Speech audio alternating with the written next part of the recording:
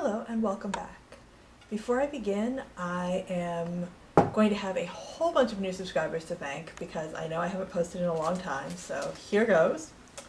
To Amber Pepper, Gail Nichols, Mona Lisa, KRRJD2, Lolo J, Radiant Christina, CA Sue 1, Gia Butch, DC Lee 85, Crystalline Cosmos, Omarion 2K, Beccan H. Nguyen, Susan Rose, Sally Rosa, the Vivian Sky, L.E., Jeanette May 64, and Decla Angel. Thank you all so much for subscribing.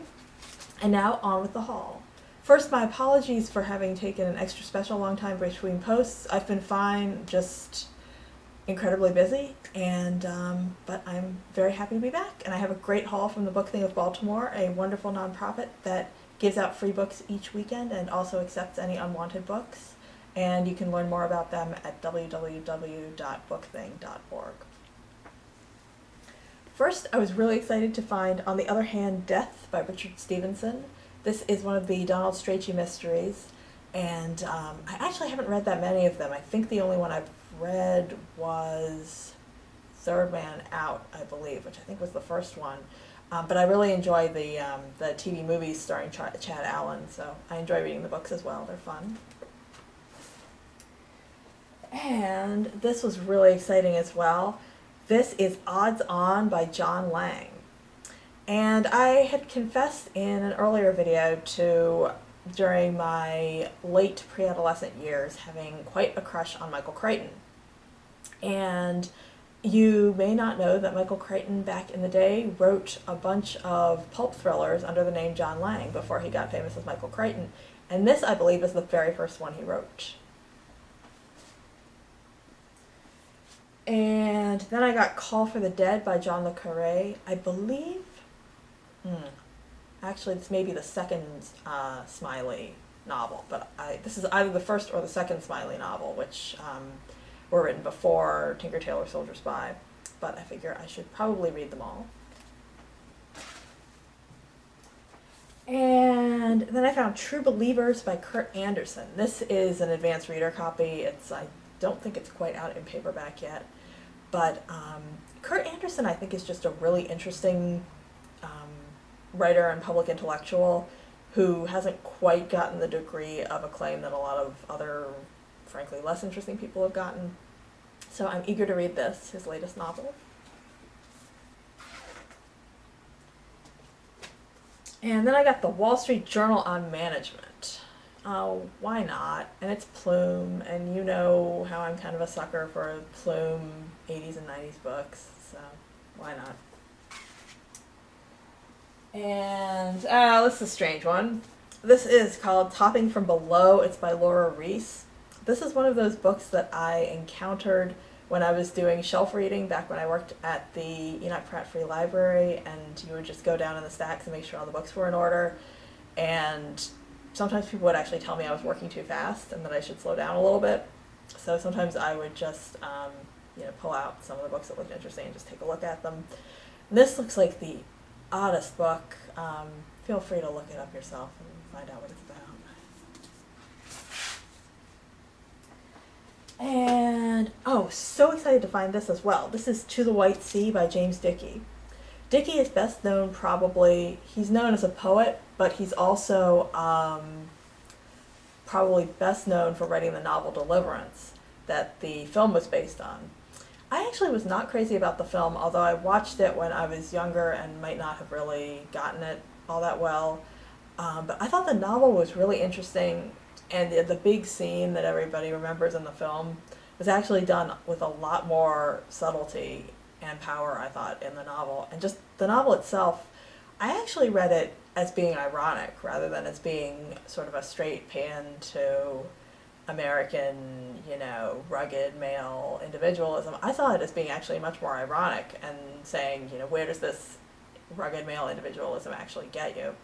I have this whole theory about it, which I could go on and on about, but it's not really that interesting. But this is supposedly this crazy novel, which if it's even crazier than Deliverance, I am really interested to see what it is.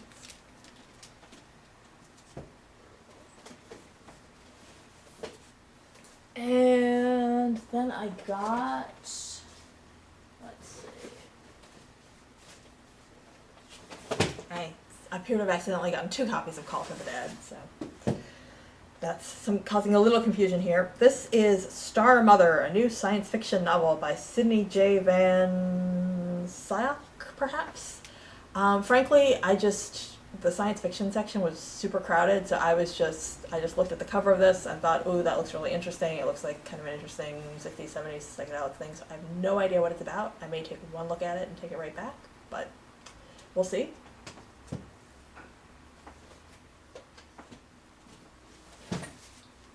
And then I got Mona Lisa Overdrive, which I've never read a William Gibson novel. He's supposed to be great. I believe this is the first in the Bridge trilogy, and I have Eidolon and All Tomorrow's Parties, so I figured I should probably pick up the first one. And then maybe I'll actually have to read him now that I have no more excuses. And then I got this lovely little modern library edition, Beyond Life, by Cabell, who I think was a rather controversial writer in his time, was considered rather racy, but we shall see.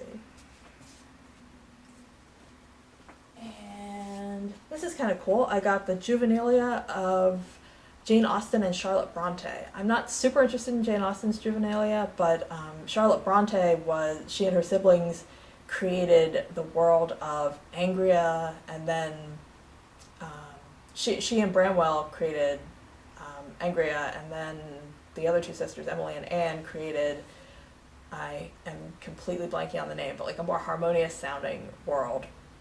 But I'm really curious about her early works, because she wrote Jane Eyre, which is one of my all-time favorite books, and I recently read Villette, which I really liked as well. I haven't read that much of her though. And then I got Doomsday Book by Connie Willis. This is supposedly just a really good science fiction novel. Time travel, all that good stuff. And oh, so excited about this as well. This is Before the Storm by Theodore Fontana.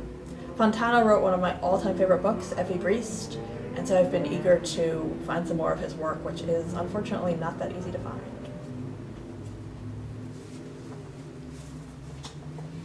And I got this novel, Elysian Fields by Sally Savick, or perhaps Savick.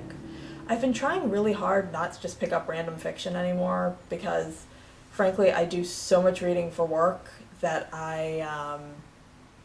I mean, if I want random fiction, I can find random fiction that's coming out next month or in 2 months, and it's more profitable to me to be reading that. But this just looked so interesting. It's a bit of a noir novel with major Tennessee Williams references. It just sounded really neat, and I was like, I gotta get this.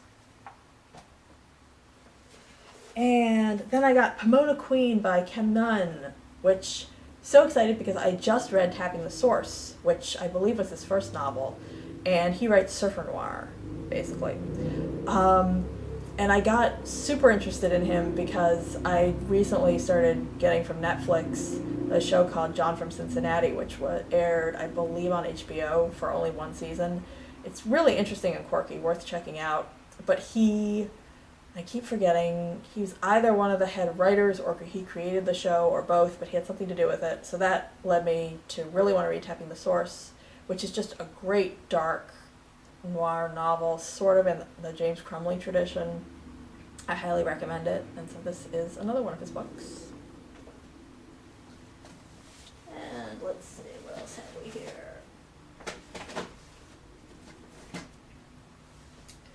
This is John Bunyan, God's Naughty Log. That's naughty with a Knotty.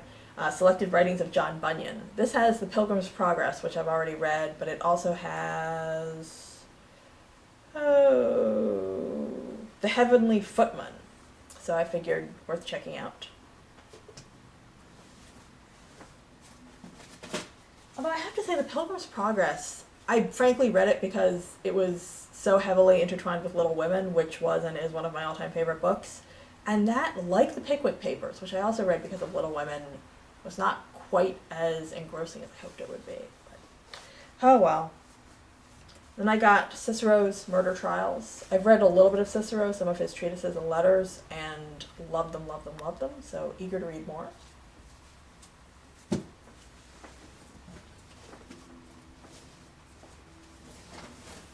And we're coming down the home stretch here. I got the Pearl, Cleanness, Patience, and Sir Gawain and the Green Knight collection of medieval epic poems. I've already read Sir Gawain and the Green Knight and thought it was great, and I'm glad to have the rest of these in this collection. And then I got Hold Tight by Christopher Bram. I hate to say I've never read a Christopher Bram book, but this is a plume.